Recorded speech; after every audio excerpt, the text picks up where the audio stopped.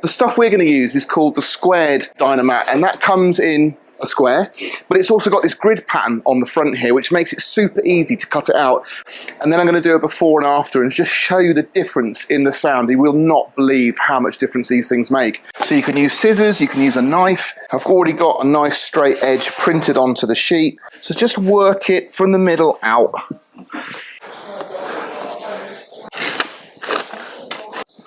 And there we go. You can hear that? This is a door with a Dynamat.